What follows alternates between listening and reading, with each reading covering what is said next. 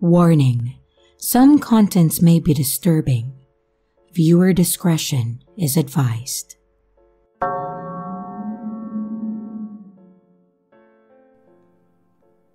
My name is Mike, and I have never believed in curses until I stumbled into the dark web's twisted marketplace. Late one night, curiosity got the better of me, and I found myself navigating the hidden corners of the internet, drawn to the forbidden. That's when I discovered a site selling cursed items, relics with ominous histories. It was an auction-like website selling objects that were supposedly cursed or bring bad luck.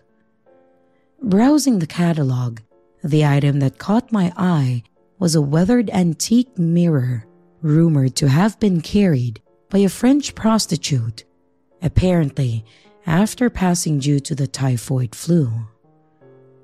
And since her passing, every other person who's had the mirror fell ill inexplicably.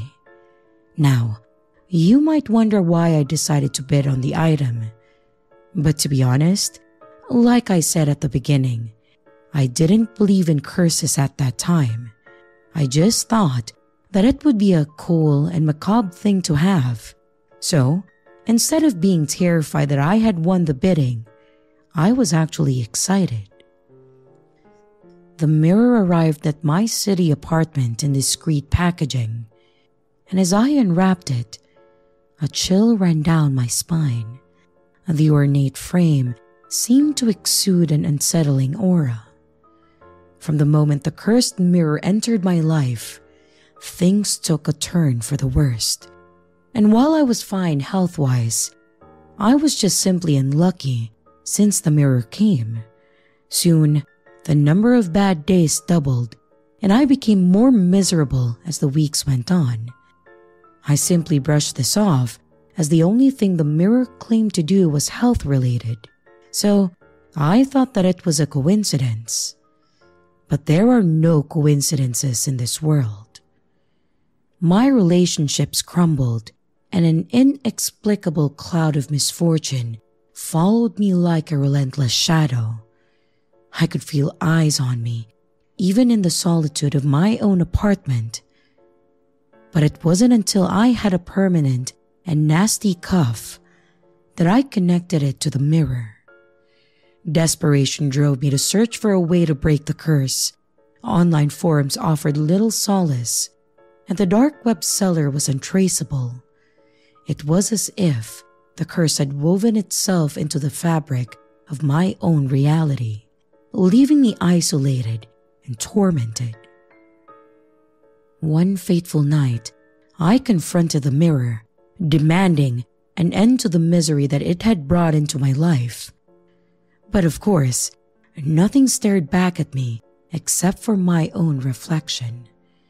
So I sought the help of a paranormal expert, but even they were unnerved by the cursed artifact's presence. Attempts at exorcism were proven useless, and the malevolence embedded in the mirror seemed to feed off my desperation. Haunted by the curse, I decided to rid myself of the accursed object.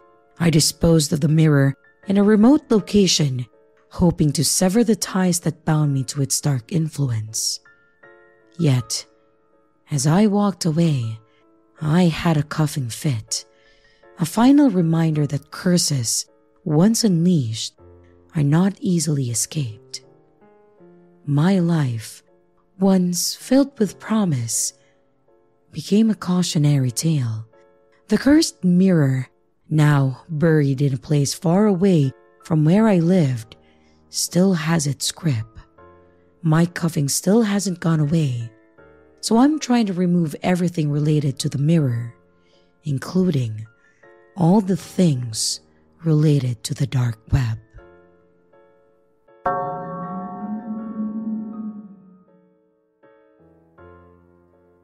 My name is Jake, and what I'm about to share still sends shivers down my spine. It all began with a fascination for the unknown, a curiosity that led me down a path that I never thought I'd tread. Late one night, fueled by the whispers of online forums and the allure of the forbidden, I ventured into the dark web. The sites I stumbled upon were like a hidden underworld, a digital maze of secrets and illicit activities. Among them, I found a platform promising access to information that lay beyond the reach of conventional searches. Intrigued, I dug deeper, unknowingly laying the groundwork for the nightmare that awaited me.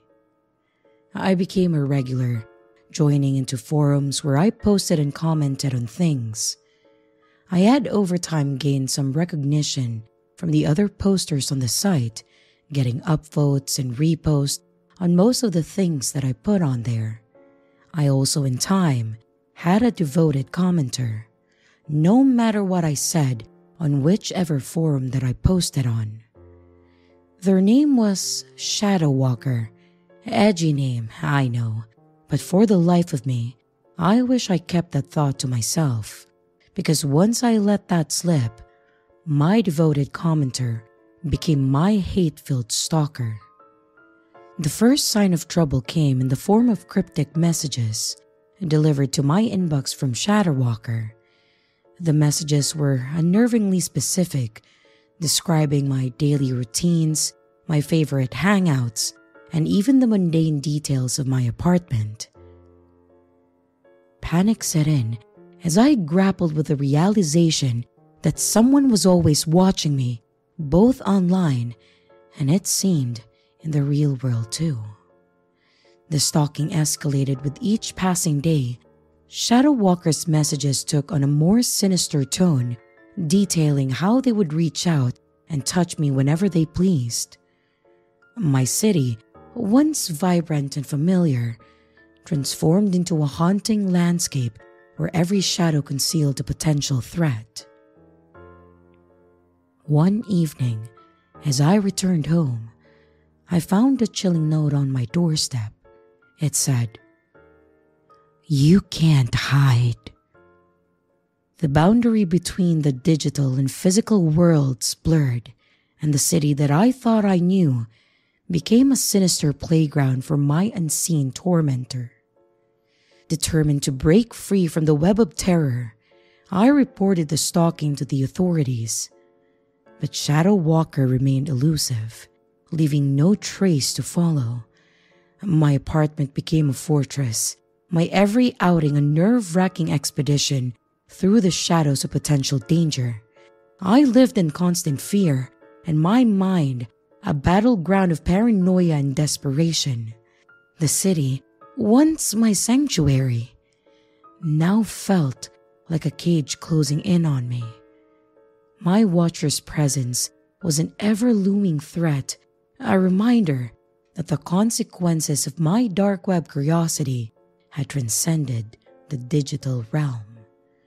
My story is a warning to those tempted by the hidden corners of the internet. The dark web's allure may seem enticing, but the price of venturing into its depths can be a descent into a real-life nightmare, one where the shadows of a city harbor more than just secrets.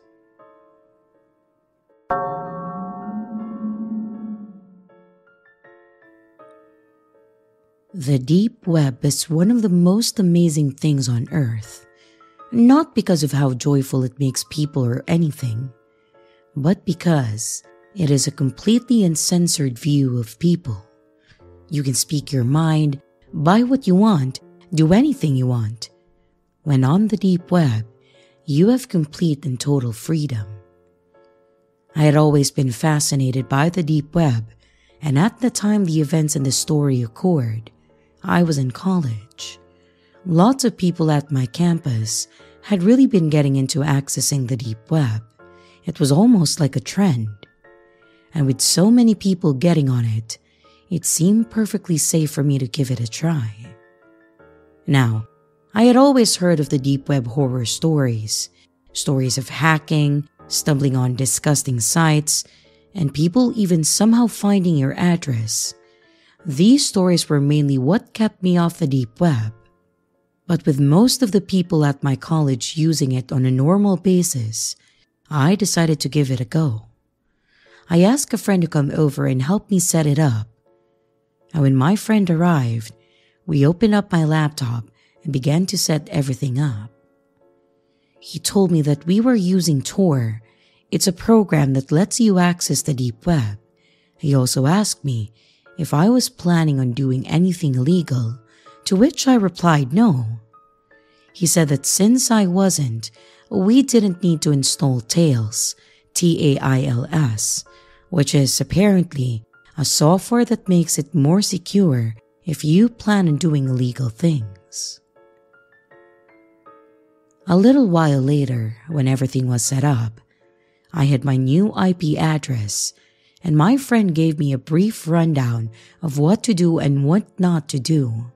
He made it very clear that when I was using the hidden wiki, that I kept it on censored mode so that it would be less likely for me to see something that I didn't want to see. After about 2 weeks of using the deep web, I felt like a pro. I had accessed many different sites, spoken with some great people, I've made friends, and even bought some weed. I had become cocky, and I was ready to dig deeper into the dark web. I turned off the censored mode on the hidden wiki, and I began to browse the links. It took a while, mostly because Tor is a bit slow, and many of the links just led to dead web pages. But eventually, I stumbled onto a site called All the Gore. It was mainly a big chat room with many different topics. I had a fairly strong stomach, and I had seen many violent movies, and I had seen beheadings, killings, etc. through the normal internet. After looking at a few different chat rooms, I noticed how sick this site really was. The people in these chat rooms were actual killers, bragging about some of the things that they had done. And in the chat room, you could also post pictures. One man by the name of Culture045 had the stage in one of the chat rooms. He was explaining in detail how he had broken into someone's house, kidnapped a little girl, and brutally killed her parents by hiding under their bed and then opening their throats. He then explained how he brought the little girl back to his house, did nasty things to her, beat her, and then cut her up. I didn't think he was telling the truth at first, but then he posted pictures. These were the most horrifying pictures that I have ever seen. Close-ups of the poor 8 to 10-year-old girl brutally being beaten and cut with a knife. Culture kept posting pictures, and the new ones were of the little girl tied to a chair, bleeding, crying, throwing up, and etc. And then he showed a picture of him with a drill, drilling into her skull. The most haunting part is that while he was doing it, he was looking at the camera with sheer joy in his face. I had seen enough, and I typed in the chat room window, "You people are sick, and you deserve to die. How can you sleep at night?" Immediately, people began making fun of me, saying that I was just as helpless and as ignorant as the little girl in the pictures, and that I should get off the big boy part of the internet. And they began saying that I was a pussy, and then calling me an empath. When Culture typed something in the chat box, he said, "Really? Where do you live, buddy? I'm sure everybody would love to see you on this site." I then made the biggest mistake of my life, and I typed, "I'm calling the police, and I'm having the site shut down." Less than a minute later, everything on the site went black, and a new chat box appeared in green. In it, someone named Admin1 typed in the box. He said, "Call the cops," and you will regret it. I didn't type anything in the box, and I reached for my phone.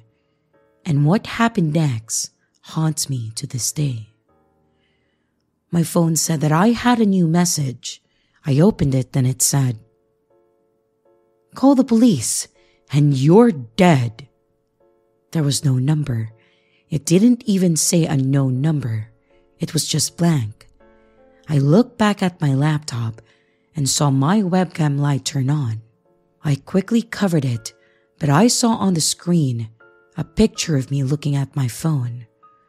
I got wide-eyed and I froze for a moment when the admin typed again. "Put the phone down right now and uncover your webcam." I put my phone down, but I kept the webcam covered when he typed again. "Okay then, be like that." Right after, he posted my full name, age, and address in the chat box and typed, "It would be a shame if you and your college buddies went missing, wouldn't it?" he said. I then did as he said, and I uncovered my webcam. He then told me to follow his instructions and how to make it impossible for me to reach the site again. I followed each and every one, and when I finished, I got a text that said, "Now don't ever try and come back." And just like before, it had no number. I still called the police from my friend's phone, but they were never able to find the site. If you ever go on the deep web, don't ever just mindlessly explore, especially if you don't have additional software to keep you more secure. I was a stupid college kid, and I just hope that nobody makes the same mistakes that I did. I moved to a different home and I changed all of my information, but I still get nightmares to this day.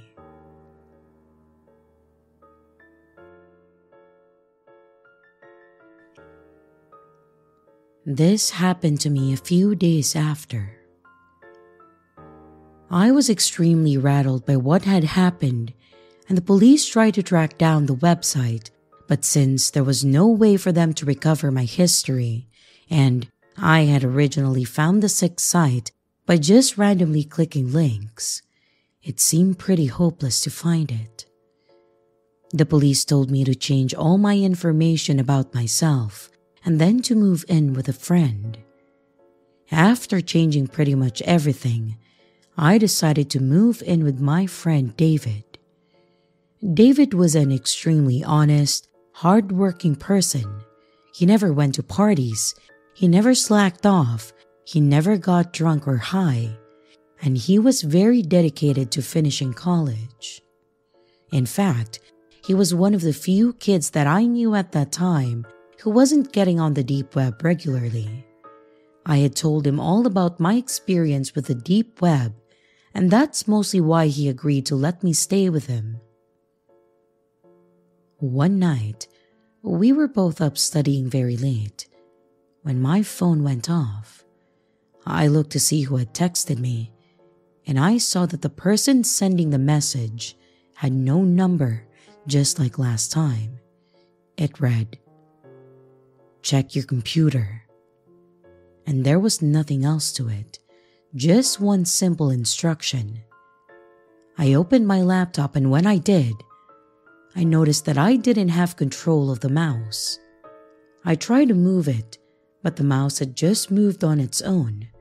Someone had remote access to my computer. I never gave anyone remote access before. I tried a whole bunch of keyboard commands, but not a single one worked. I noticed that whoever had control of my laptop was downloading a software, most likely malware, but there was nothing that I could do. I heard my phone go off again, and this time the message said, "Look out your window."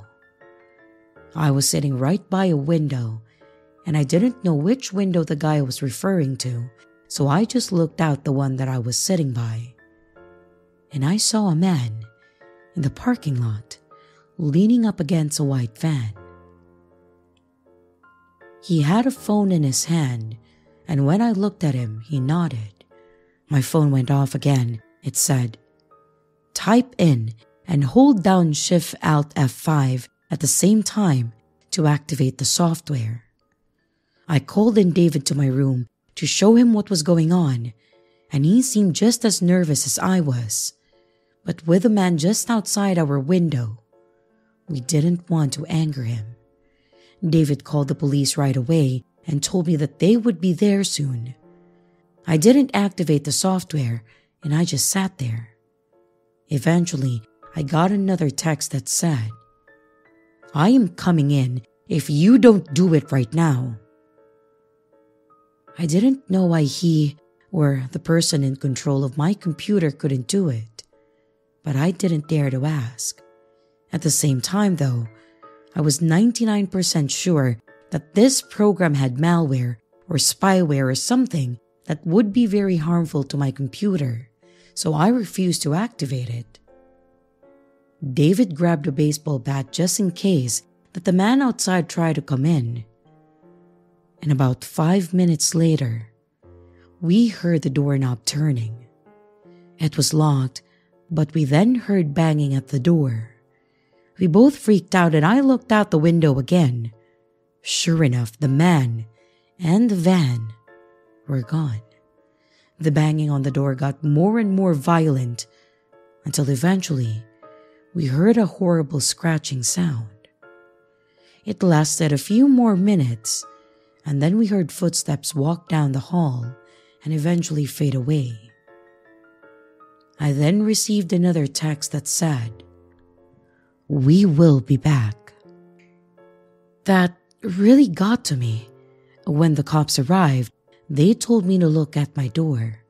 I followed them back out into the hallway, and I saw engraved in our door my name. The police began investigating the whole building, and they had a tech police officer come in and then look at my computer. He began to do scans and investigate the weird software on my laptop. Eventually, he managed to close and remove it, and then told me that my laptop isn't safe. He said the core files of it had been hacked into and corrupted.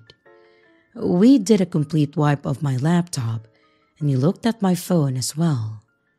And just like last time, he couldn't tell where the messages came from and told me that they would be sure to keep some cops nearby in case this ever happened again. The next day, I had just got home from school and I was really tired. David wasn't home yet, so I went into my room and I fell into the bed.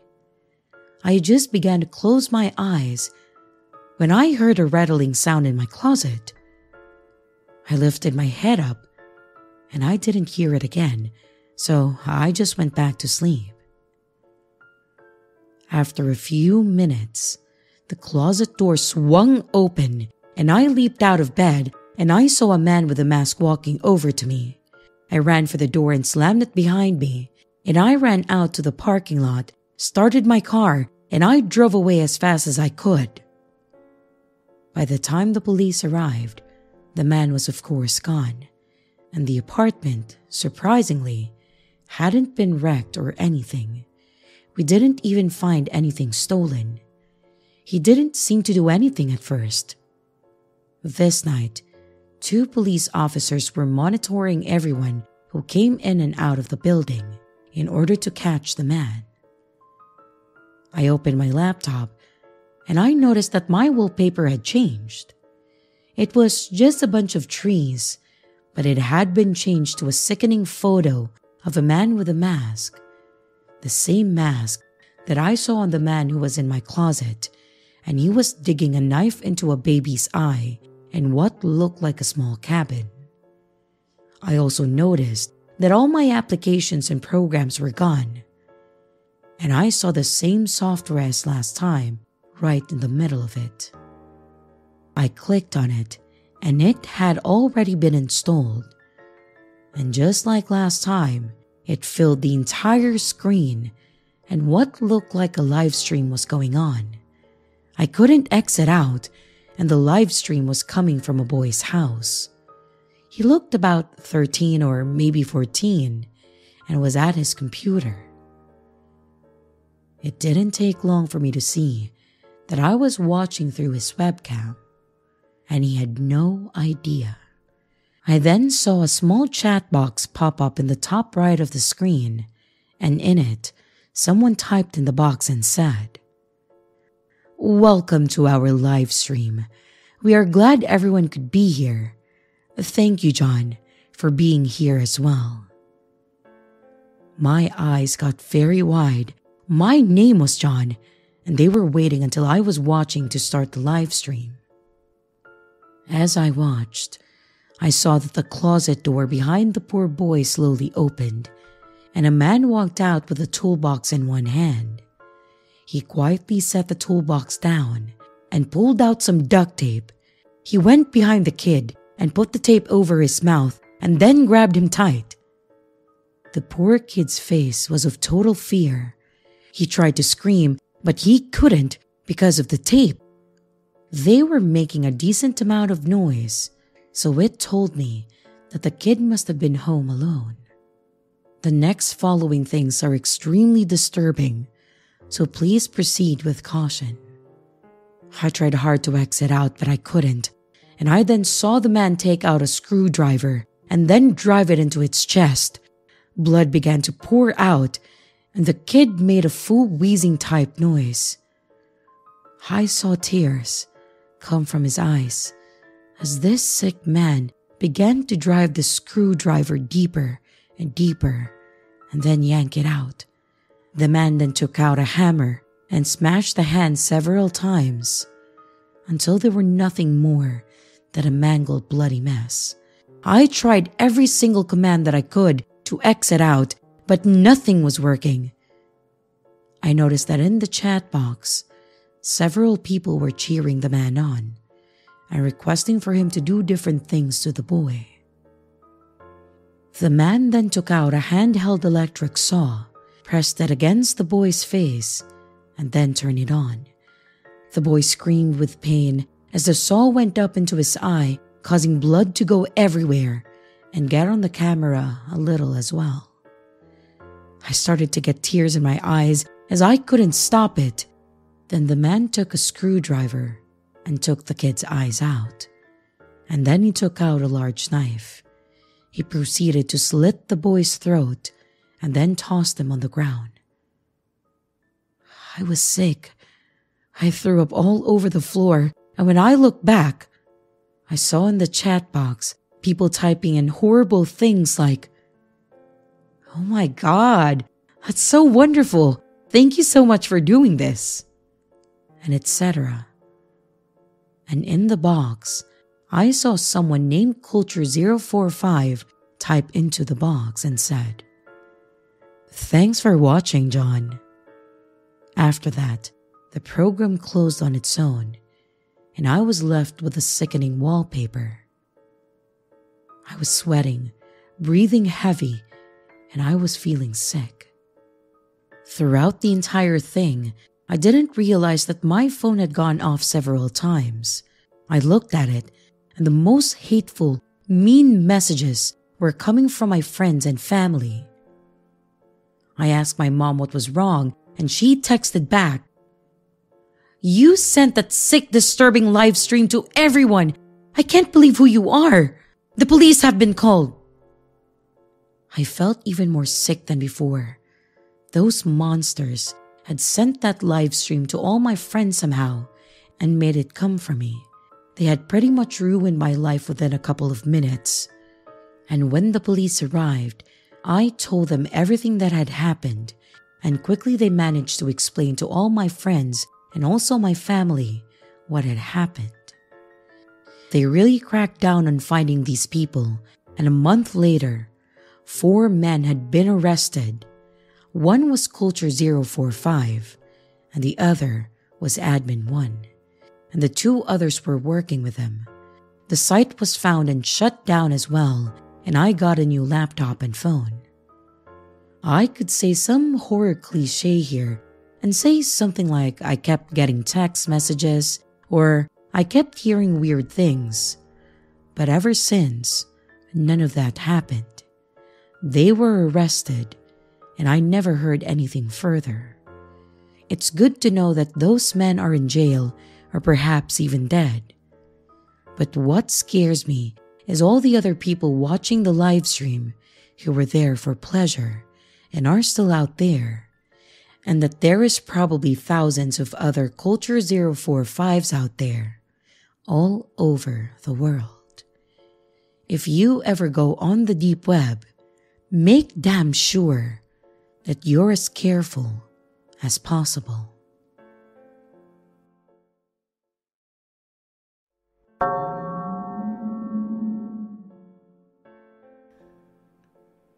Let me tell you from experience that the deep web is a disgusting human cesspit. You don't know what lies in the darkest recesses of the human psyche until you go on there. Well, I learned that the hard way. I got suckered in by the crazy stories and hype that my friends gave it, so I wanted to see it for myself. So last week, I downloaded Tor and I started browsing. I didn't feel the need for any extra protection, being completely new to the entire concept.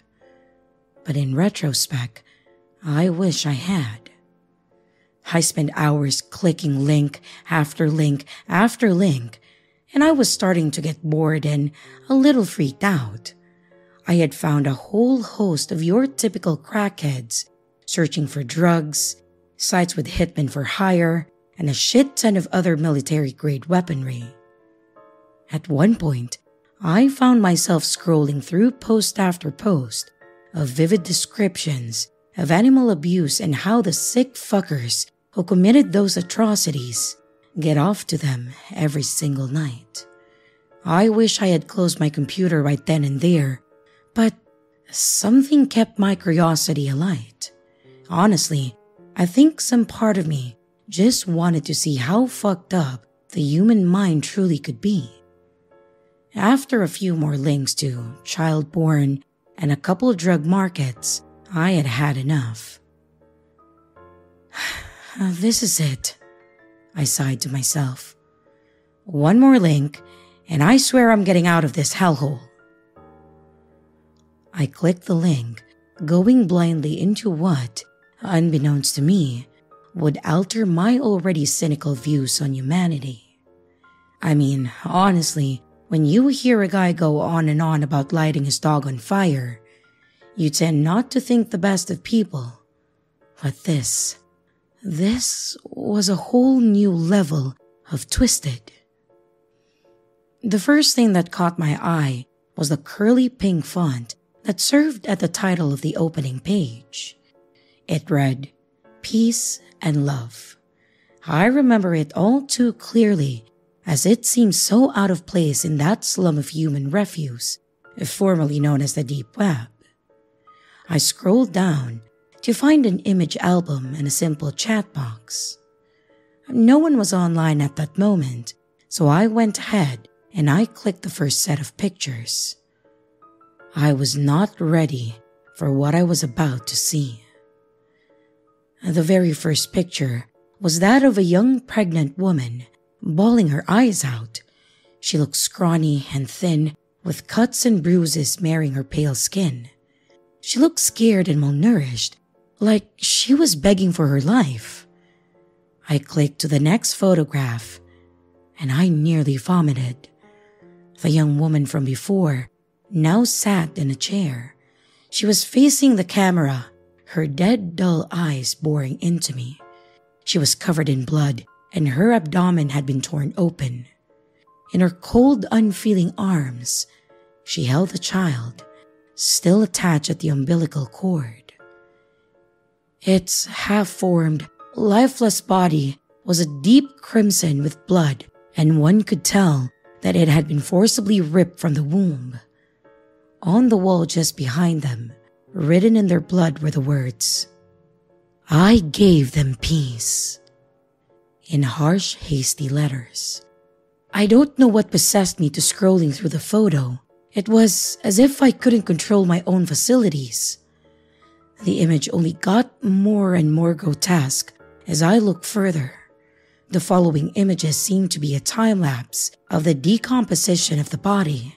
I watched them rot, sitting there together. I watched the face of the mother, which could have once been considered beautiful, just wither and collapse in on itself as a fetid mound of flesh. And by the end of the series of images, there were nothing but desiccated skeletons. I would have noped the fuck out of there had it not been for the message that popped up on my screen.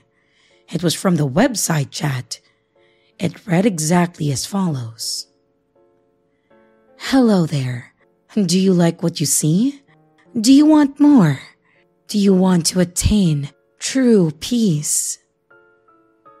I didn't know how to respond. I was rooted to my chair with fear.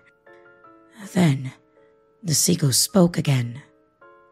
You don't have to be scared, Zachary. I love you. I want to help you. Let me help you. I managed to type a simple question. How in the name of hell do you know my name? Almost immediately I got a response. I know everything about you. You know, you really shouldn't leave your curtains open like that. You get a draft. You see, I just want to help you. Please, just let me save you. My eyes flashed to the uncovered window behind me to the light of my webcam. My heart skipped a beat when I realized that it was on. This sick person was watching me. I made a move to pull the plug on this sick son of a bitch when another message popped up. Come on, don't try to shut me out. I'll bring you peace. I swear, Zachary Tanner. It's the only real bliss in this world. That was the last message that I got before I finally shut it off. Needless to say, I stayed off the internet for a long while after that. And just today that I got back on, praying to God that it would have been all blown over. Oh, how wrong I was. I logged into my email only to find it spammed with emails from an account named I'll Show You Peace. Each one had the same message on it. I want to save you. I want to love you. I want to bring you peace. In all caps. But that wasn't even the worst of it. Each and every message had a candid photo of me taken within the last week. I've tried to involve the police, but they haven't been much help. So, what do I do?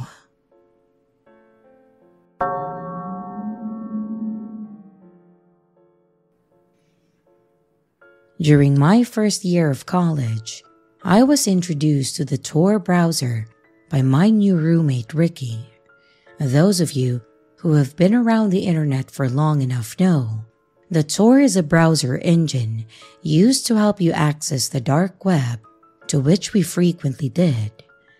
For a barely 20-year-old dude experiencing his first moments of living away from home, being handed a way to access nearly whatever I wanted just from the press of a few keys felt like being handed absolute freedom. While we mostly just used it for accessing pirated games and films, or maybe visiting a banned website, there were times that I've found myself on the more twisted side of it all. I've honestly seen some pretty messed up shit that I really didn't want or need to see other than to satisfy my morbid curiosity of it. And while I mostly regret these deeper dives into the dark web, one such dive might have very well saved my life. It was about 2 a.m. on a Friday during the end of my third year of college, and Ricky had been spending the night at a cousin's house, leaving me to myself. I had been scrolling through the web, going through various shady movie sites, and running games that I didn't technically own, when I got a strange pop-up ad. It said, "One-time auction, limited items, one of a kind. Get now or never again. Don't miss out on these items." It read in a flashing red and green Comic Sans font. Now, I've gone to a few of these dark web auctions, even participated in a few out of impulse, bidding on things that triggered something in my dumb college dude brain. This ranged from things like overly engraved gold handguns that you would see Tony Montana strapping, to pounds of the finest weed grown in the purest soils of Jamaica, just to give me that little adrenaline rush of, dude, what if I actually get it? Granted that I only ever bid 10, maybe $20 tops, knowing actually winning any of it would probably land me behind bars. I wasn't exactly the sharpest tool in the shed, and I would have been busted within minutes of receiving the package. This one would be different, however. I decided that I would check out the auction and click the link before browsing through the bids.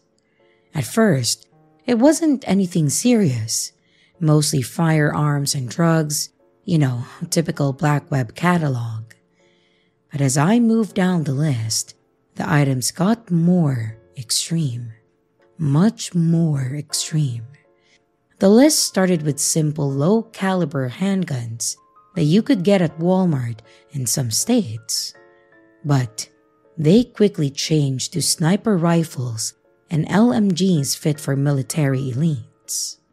Till I was eventually being offered small nuclear explosives, claiming to have enough power to level small towns to ash and brimstone. There was super strong pot and funny mushrooms that quickly turned to advertisements for pounds of Colombian cocaine to 10-pound boxes of fentanyl pills. Shadiest of all were what I assume are experimental drugs, black and yellow sludge-like substances held in test tubes that didn't even have real names, just a combination of letters, numbers, and symbols. And judging by the descriptions, these things fry your brain, considering that the people selling it explain the effects through mostly incoherent, barely understandable sentences, implying that they've been indulging on their own supply. I remember one going along the lines of, fun green bubbles, when super cool if eaten, it's like green, blue, green bubbles, they fly up, eat, and up and fly down with the green bubbles.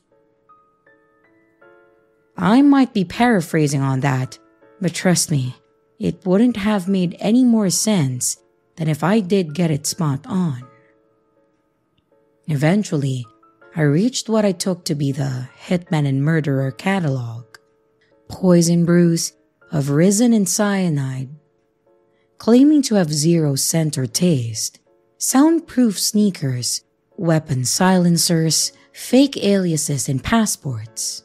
People were even selling codes that were apparently instructions on how to get to areas in your location where bodies are most often hidden and never found. There were even other codes that were labeled as instructional tapes made by professionals on how to get away with various types of murder, to even murders. If you didn't want to do the work yourself, you could buy the phone number to a top-class hitman near you who will make sure your job is done effectively. Things only got worse when I scrolled to the next page to see photos of people, some even children, with their names listed underneath. They were advertising human trafficking and given each of their product a small biography of sorts, as if they were stat cards. It listed everything from the address, to allergies, the strength, the weaknesses, even down to the daily routine. Now, I've seen these kinds of black room type things and was well aware of how sick people can be on the dark web, but seeing it never got any less unsettling, especially reading some of the things these bidders wanted to do with the product once they got their hands on them. This unsettlement quickly turned to unimaginable, agonizing fear as I scrolled down to see my own portrait, one taken on my first day of college. I began to panic as I read off my card. Whoever these people were, they knew my name, my age, race, height, weight, even down to my small birthmark behind my ear. Not only that, but they seemed to have known my whole life story from birth. My panic only grew wider as I saw that there were already 4 bidders, and the highest of which bidding almost 15 grand. The sickest part were these bidders left comments, things like, he would fit well with my collection. I can't wait to have his body. I wish to taste his skin. Along with a slew of horrible, deranged shit that they wanted to do with me that I really don't want to repeat. I fell back and I began to hyperventilate. It felt like my heart was gonna give out and my brain was gonna explode, thinking of all the horrible things that may happen to me at the hands of these sick, twisted people who look to take ownership of my life. Most of the rest of the night was a blur. I remember bidding 20K off the bat to top the list, then periodically bidding, I think, another 3, and what felt like every 30 minutes till I reached to almost 40K. After that, I must have blacked out, because the next thing that I remember was waking up curled into a ball under my desk in a puddle of cold sweat. It was still dark out, so the flashing lights coming from my monitor were all too noticeable. I could feel myself shaking in fear as I slowly crawled out from under the desk before slowly looking at my screen and seeing in large red Comic Sans that says, "Congratulations, you win. Please list where you would like to send your prize. We will send an agent to deliver your package." I felt an overwhelming amount of relief wash over my body, seeing that I had just bought myself. Sure, I ended up putting myself in near debt before I even finished school. But I'm alive, and I'm free, knowing those vile fucks wouldn't be able to live out their fantasies was enough for me to forget about any possible money problems. I even started laughing like a madman for a second as I entered. Leave them be. I bought them their freedom so they don't suffer.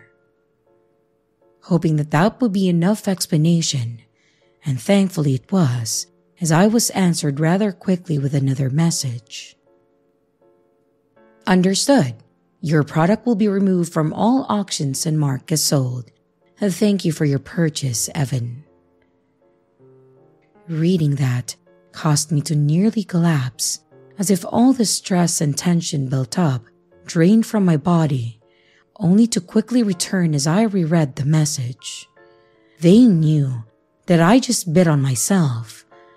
They were still freaking watching. The next couple of months were a living hell of paranoia and anxiety. I tried to explain what I could to Ricky, and he did his best to help calm me down, but it was fruitless.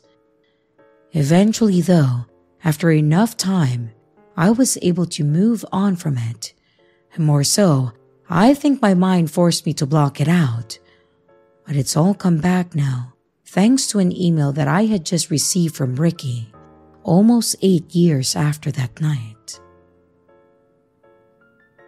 Please help. I don't have the money to go up against the highest bidder. I responded as quickly as possible, asking for him to send me his PayPal or something.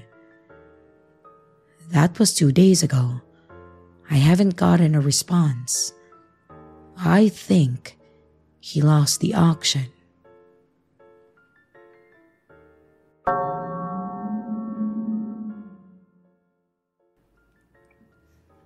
They say that 99% of the internet is not accessible to traditional browsers. The world that lives beneath that which we see when we visit the dark web contains things which defy normal understanding. It has become a breeding ground to all of man's most perverse and dark fantasies. It's a place where chaos reigns supreme. My mother is not an extremely savvy internet user. In fact, most of the time, she has little to no idea what she's doing on there. If she's in someone else's YouTube account or Gmail, she often does what she's trying to do without paying attention to whose credentials she's using. Can you blame her though? Her generation didn't grow up with computers. They are severely disadvantaged when it comes to that kind of stuff. I, on the other hand, somewhat pride myself on being knowledgeable about computers and the internet. I don't know how I would live my life without the opportunities that it affords me. One could easily assume, then, that I would be someone who would take an interest in the dark web. And believe me, it's not for the faint of heart. Now the thing is, I am very careful with what I do. I use a great VPN service, and I know what I can and can't click in order to not expose my IP address to anyone. After years of doing this though, I did however become a bit too careless, and it just so happens that the time that I did, I was on my mom's computer. I was hanging with my family during the holidays, and I got into an argument with my little brother Tommy about a certain listing that I had seen on a dark net market search. He's always been a bit of a sheltered kid, considering he has a cleft lip and my parents baby him like a toddler. So I figured that it was my responsibility to show him some of the real world every once in a while. I had told him about this listing for a clown that you could hire for birthday parties that was for some reason being advertised on the dark web, and he, of course, didn't believe me. So I showed him the listing, and we read about how the clown would provide your party with an exceptional experience, one that you would likely never forget. But considering my knowledge of the dark web, I was pretty sure that it was not an experience that you would want to remember. After I showed him, I got distracted and I went about my business doing other things. Somehow though, I left my browser window open on my mom's computer. This was hands down the worst, most careless slip-up of my life. One that I will likely never live down. After I was done on there, she used the laptop, and thinking that the clown was something that my little brother wanted to do for his birthday, she went ahead and paid for him to come visit the house. After I found out what she had done, we tried to cancel it. But I guess it didn't work, because that weekend, a clown car pulled up out front of our house for Tommy's birthday. Out of the car stepped an old man in traditional clown makeup with these pale bluish white eyes like those of a blind person. Yet, he seemed to be able to walk up the driveway totally fine. My mom was very freaked out, and I had my dad go meet him in the driveway. When my dad approached him, he tried to shake his hand, but instead, the clown just immediately pulled out 3 juggling balls and started tossing them up effortlessly. My dad stared at him for a moment in awe, then began to guide him around the side yard into the back, where the rest of the party guests were. I was definitely a bit worried, so I went to the backyard, and the clown was already setting up for a magic show. The guy looked freaky as hell, but everyone in the crowd seemed okay with it. So, I supposed I was being too judgmental and should just let him do his show. Plus, he had a name tag on that said Noisy. And considering that he hadn't said a word the whole time, I thought that was pretty funny. For the first trick, Noisy took a quarter out and he pretended like it disappeared in his hand. Then, he reached around the back of his head and pulled the quarter out from behind his ear. It was a pretty basic trick, but then he kept going with it. He pulled out quarter after quarter from behind his ear until there was a pile of change at least a few inches high on the ground beside of him. Everyone in the yard seemed impressed when they saw this. It was really an incredible trick. Then, he picked up the pile of change off of the ground and put it in his shirt. Then, he held the shirt up with his 2 fingers and launched the coins up into the air, only nothing flew out. The change had totally disappeared, and in its place, a bunny rabbit popped out. The crowd really got into this. A few of them even got up and started putting money into his tip jar. Then, Noisy extended his hand out and pointed to Tommy. Tommy smiled, excited to have been acknowledged, and then stepped up. Noisy then pulled out one of those huge bubble-making wands and had Tommy stand in his round tray of soap on the ground. Noisy then lowered the wand over Tommy and lifted it back up quickly, covering him in a gigantic bubble. This was not an ordinary bubble, though. It would not pop no matter what, and Tommy would hit the side of it and it wouldn't break. Everyone in the audience stared at this speechless.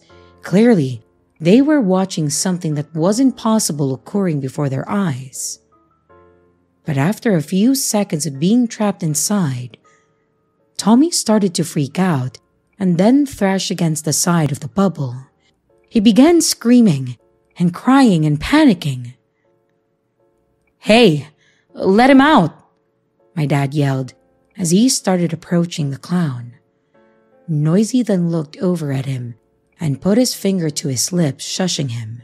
He then lifted the wand up above my brother's head and quickly brought it down over him. The bubble instantly disappeared, and so did Tommy.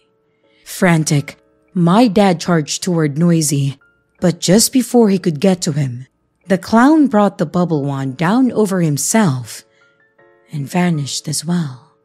My dad screamed, frantically looking around for the two of them, and realizing the gravity of the situation, the crowd began to stand up and tried to help my dad look for them. Then, we heard a car start up in the driveway. Several of us sprinted to the front yard and saw the clown car pulling out and taking off down the street. My dad and I, along with several others, got into our cars and peeled out, chasing after him. Then, the clown car turned a corner, and by the time we got there, it had vanished. Upon the realization that we had lost him, my dad immediately broke down in tears, screaming and pounding on the steering wheel. I had never seen him get like that before, and I knew it was all my fault. The following weeks were some of the worst that I have ever experienced. Constant contact with the police, and then interviews, where everyone was relentless asking me about why I was on the dark web and what I knew about my little brother's disappearance. I honestly feel like I was lucky that they didn't pin the entire thing on me and just close the case. I didn't stop going on the dark web though. In fact, I started using it more. I knew that if there was any way that I was going to find my brother's kidnapper, it was going to be using the old-fashioned police detective model. I had to track Noisy down once he decided to stalk again.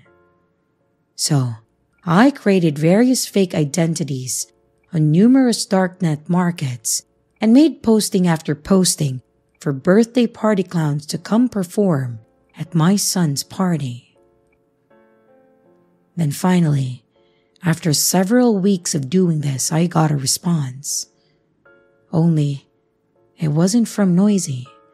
It was from another old man dressed as a clown who included a picture of himself in the posting with his response. The weirdest thing was, though, the old man had a cleft lip and looked just like my little brother, only he had aged at least 50 years.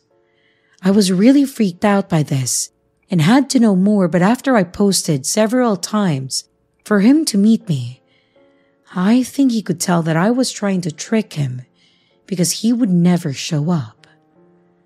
I am going to continue to look for him as long as I can, but I think he knows it's me, and for some reason, he doesn't want to be found.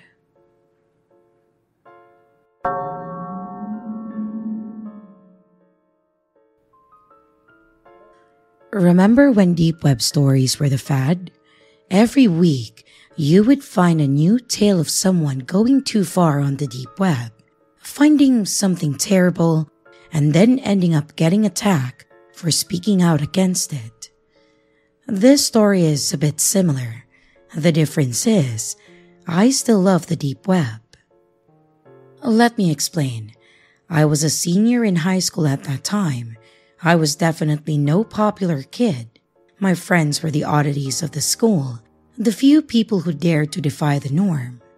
It was them who told me about the deep web, a place on the internet where you are completely unwatched, anonymous, and capable of doing whatever you want. Of course, I was intrigued. Most of my friends just used it to buy drugs, but I thought a little bigger. I wanted to know what happened in the darkest parts of the deep web. Whether or not my friends were telling the truth when they talked about horrible fetish sites and assassins that you can hire to kill anyone you like. Of course, I wasn't planning on using any of it. I've never been particularly interested in sex, so fetish sites don't interest me. And there's really nobody I'd like to kill. It was the mystery of it all that fascinated me. Going to these sites would be like peering into a side of the world that only a few have ever seen. It was like a wholly new experience. At that time, I was tired of the monotony of life. I'd get up the same time every day, go to school, attend the same classes, talk to the same people, and then I would go home, play some games, do my homework, go to sleep, and then it would just repeat. I wondered if other people got tired of that. Anyway, it took me a while to actually dive into the deep web. As fascinated as I was, I'd been warned of what could happen to me. I read the stories and I talked about it too. Who isn't afraid of being threatened by hackers or stalked by some creepy piss-off online, right? That kind of shit kept me from actually going on the deep web. Until the day that I manned up and decided that it was time to break the monotony. It was time to delve into the underbelly of the internet. Time to see a world that I had only dreamed of. Well, for the first week or so, it was freaking boring. It was just drug sites and stuff where people expose government secrets or whatever. Nothing as dark as I expected. I don't even do drugs, so that was useless to me, and I wasn't into politics. There wasn't really much I was into back then, so I was disappointed. The only reason I kept exploring was my sheer desire to experience the world that I thought existed on the deep web.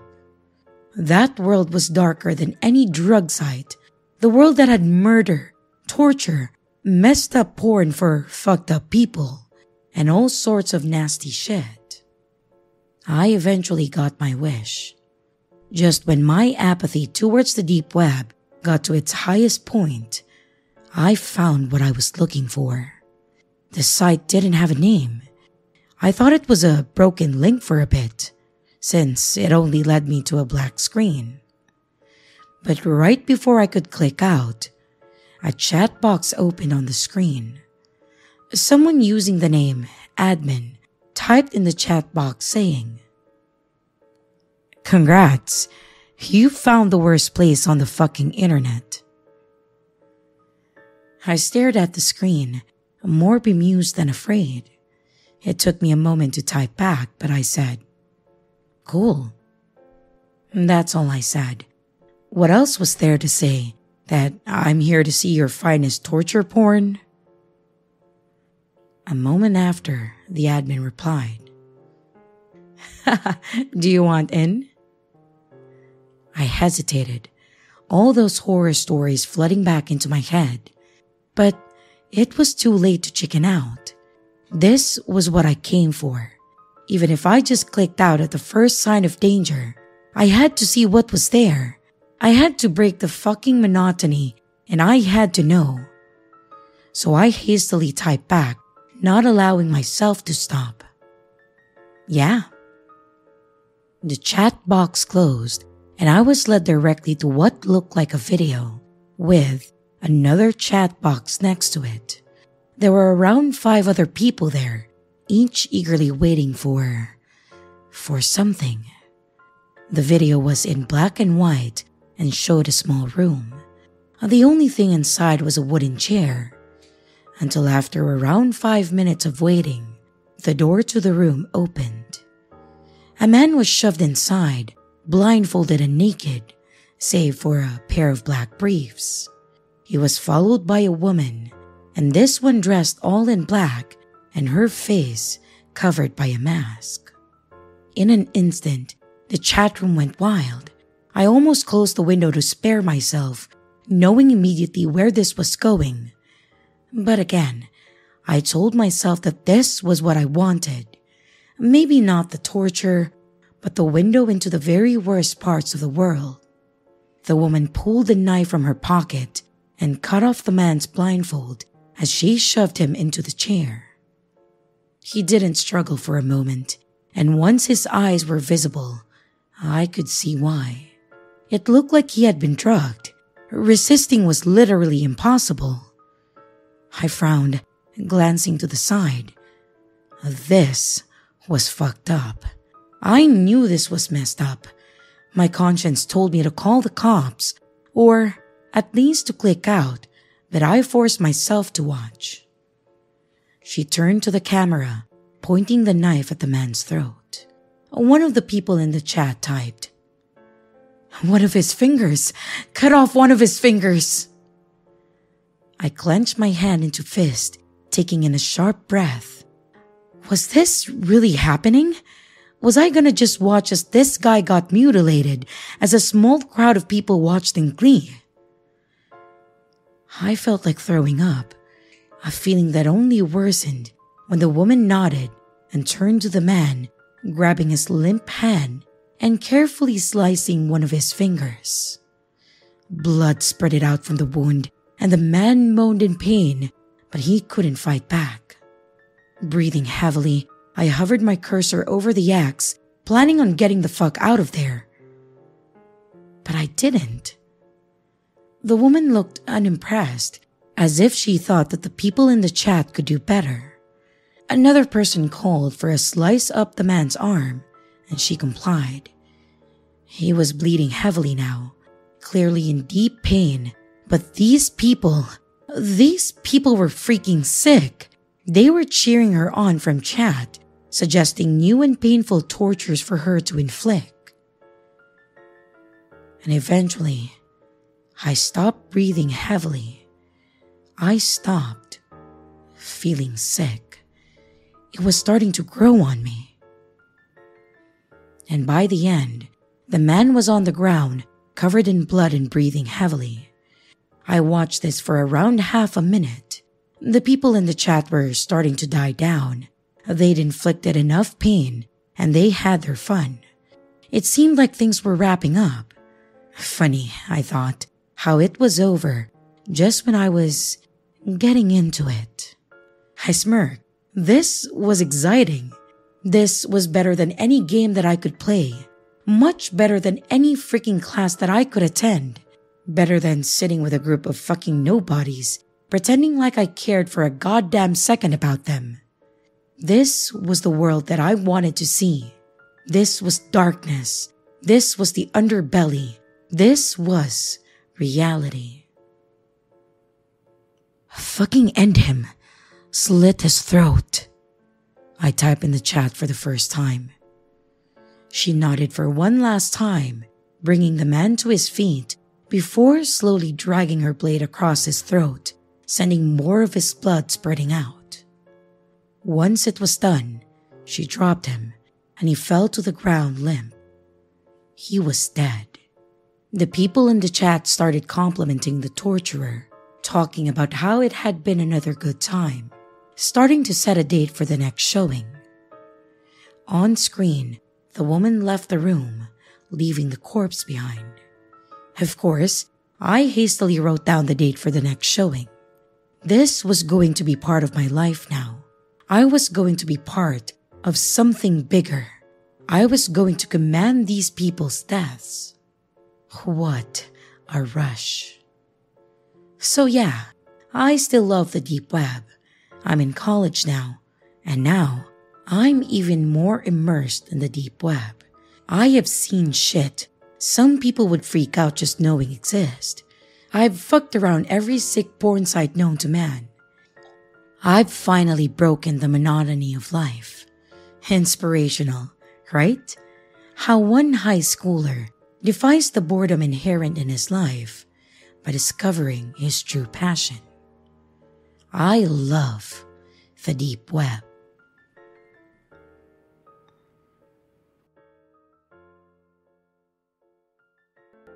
Hello everyone, it's your creepy sister here. Thank you so much for watching the video. I really appreciate each and every one of you. But I would also like to thank my amazing patrons, my top tippers, and my dearest channel members. Thank you very, very much. I really appreciate it with all of my heart. If you want to support the channel further, you could also choose to become a patron, a tipper, or a channel member. But remember, it's appreciated, but never a requirement. I would also like to announce that we have merch now. The link is in the description of the video, along with all my other social media links, like my Discord server, Twitter, Instagram, and others. You can connect with me and send your stories there. And don't forget to like and subscribe if you haven't yet, and comments are highly appreciated. And remember, your fear feeds me.